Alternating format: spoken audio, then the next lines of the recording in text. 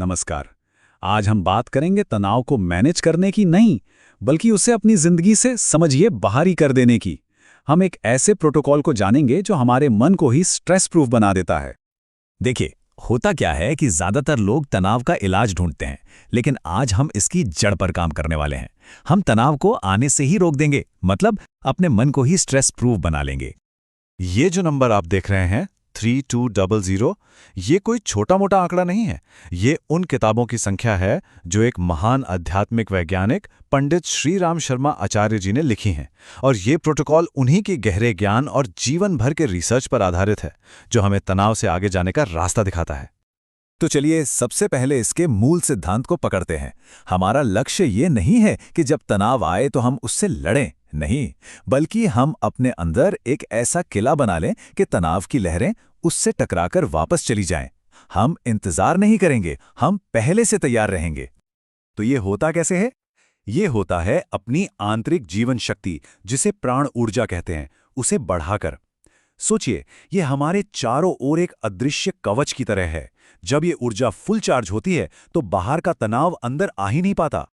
तो चलिए अब देखते हैं कि वो कौन से 3 सिद्धांत हैं जिनसे हम ये शक्तिशाली ऊर्जा कवच बना सकते हैं। सबसे पहले तो ये समझते हैं कि आखिर ये प्राण ऊर्जा है क्या भला। सीधे सीधे समझें तो ये हमारे शरीर और मन की बैटरी है। जब आपकी बैटरी फुल चार्ज होती है तो छोटी मोटी परेशानियां आपको हिला भी नहीं पाती। यही ऊर्जा हमारे स्ट्रेस प्रूफ कवच की बुनियाद है। पहला सिद्धांत तो एक तरह का मेंटल रीसेट बटन है। सोचकर देखिए, हर घंटे सिर्फ 1 मिनट का ब्रेक। जैसा कि यहां बताया गया है, हर 60 मिनट में 3 गहरी सांसें लेते हुए बस ये सोचना है, मैं तनाव मुक्त हूं। ये छोटा सा काम दिन भर जो थोड़ा थोड़ा तनाव इकट्ठा होता है ना, उसे तुरंत साफ कर देता है। उसे बड़ा बनने का मौका ही नहीं मिलता।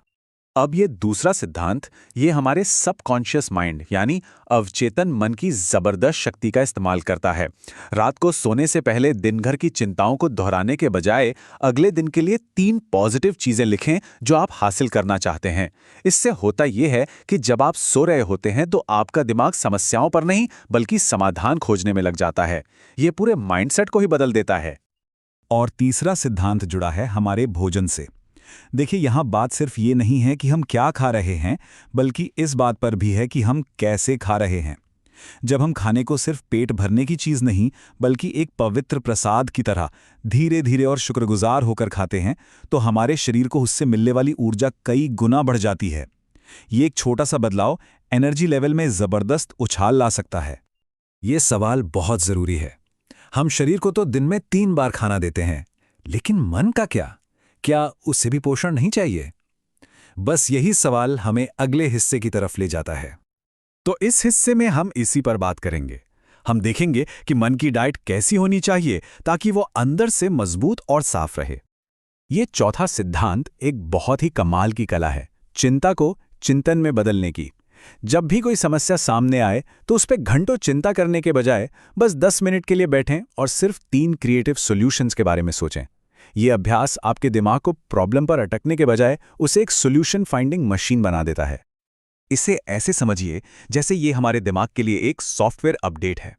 हर 3 घंटे में सिर्फ 1 मिनट के लिए गायत्री मंत्र का जाप, जो कि पॉजिटिव एनर्जी और समझ को जगाने के लिए एक बहुत पुरानी ध्वनि है। ये हमारे मेंटल ऑपरेटिंग सिस्टम को रीसेट कर देता है। इससे मन साफ रहता है, तेज रहता है और बेहतर फैसले लेने में मदद मिलती है। ये सिद्धांत शायद थोड़ा अलग लगे, लेकिन ये बहुत ज्यादा शक्तिशाली है। जब हम अपनी परेशानियों से ध्यान हटाकर सिर्फ 15 मिनट के लिए बिना किसी स्वार्थ के किसी और की मदद करते हैं, तो एक जादू होता है। हमारा अपना तनाव और चिंताएं छोटी लगने लगती हैं और उनकी जगह एक गहरी, सुकून भरी शांति ले लेती है। दूसरों की मदद करना खुद को ठीक करने का शायद सबसे अच्छा तरीका है। चलिए, अब हम आते हैं आत्मबोध और अनुशासन पर। ये वो हिस्सा है जहां हम अंदर से असली ताकत बनाना सीखते हैं, जो सेल्फ कंट्रोल से आती है। ये सिद्धांत हमारी अपनी पहचान से जुड़ा है। रोज बस 5 मिनट के लिए ये महसूस करने की कोशिश करें कि आप किसी बड़ी दिव्य ऊर्जा का एक जरूरी हिस्सा है। जब हम अपनी पहचान को अपनी कमियों से नहीं बल्कि इस असीम शक्ति से जोड़ते हैं तो डर और इन्फीरियॉरिटी कॉम्प्लेक्स अपने आप खत्म हो जाता है और आत्मविश्वास जागता है। या एक बहुत ही ज़रूरी बात है अपनी हर कामयाबी और नाकामयाबी की पूरी जिम्मेदारी लेना। ये आपको विक्टिम की कुर्सी से उठाकर ड्राइवर की सीट पर बिठा देता है। जब हम जिम्मेदारी लेते हैं तो हम शिकायत करना छोड़कर समाधान का हिस्सा बन जाते हैं। इसे अपनी विल पावर के लिए एक वर्कआउट की तरह समझिए।